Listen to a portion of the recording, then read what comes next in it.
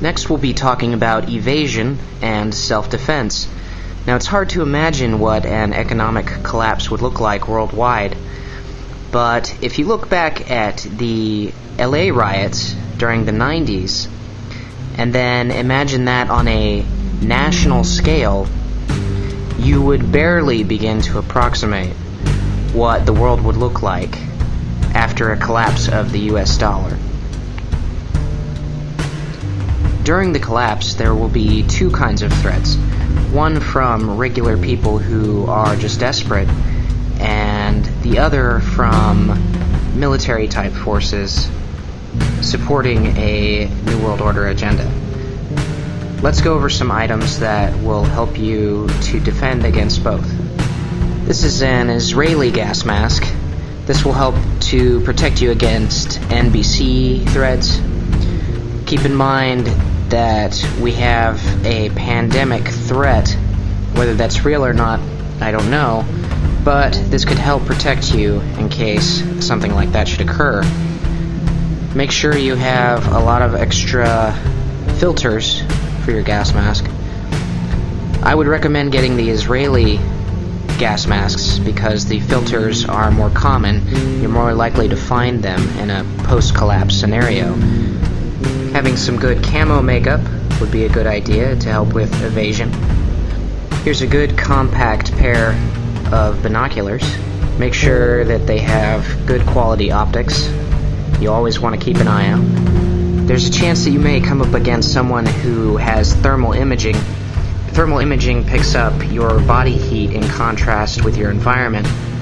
There aren't a lot of ways to evade that, but if you pick up some of these more expensive thermal blankets, not the cheap foil kind, the more expensive kind, these reflect back up to 90% of your body heat, so they may help you in evading thermal imaging. This is a Bushnell night vision goggle. Night vision's not perfect. It's not magic. It's not going to see everything, but this might give you a slight edge. This particular model is pretty inexpensive. The only problem with it is the IR, which if you turn on is pretty visible in the dark.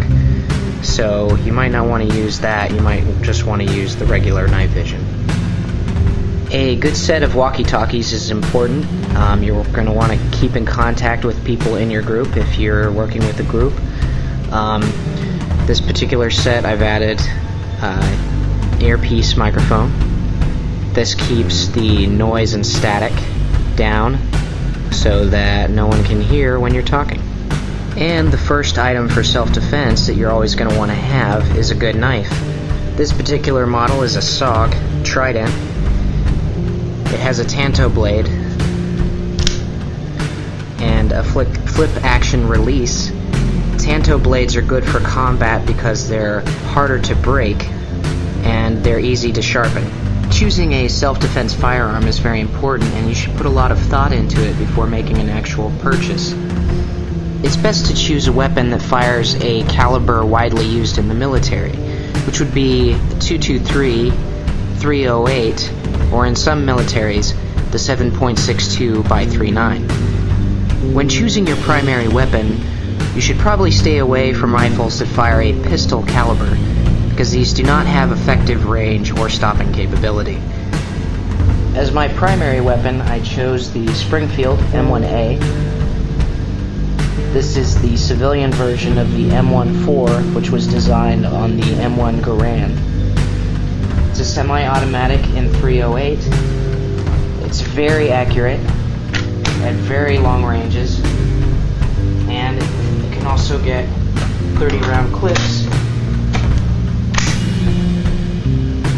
which gives you high capacity. You also notice that I put camo form tape towards the front of the stock to help break up the shape and camouflage it. As my secondary weapon, I chose the Springfield XD40. This is a 40 S&W caliber pistol, semi-automatic. Also make sure that you get hollow point ammo for better stopping power. The pistol has night sights, and when it's loaded, there's a lever on top and a pin, and the pin sticks out the back to let you know in case you can't see. Springfield's a good company. The reason I chose Springfield is because they put lifetime warranties on all their weapons, and anyone who's willing to put a lifetime warranty on their product, I'm willing to pay the money for. You also want to get a lot of ammo stored for your weapons.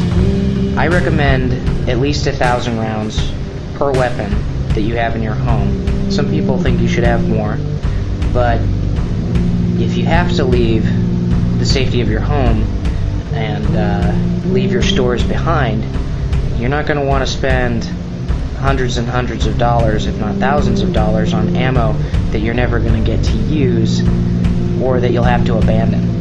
So I think 1,000 rounds at least for each weapon is a pretty good amount.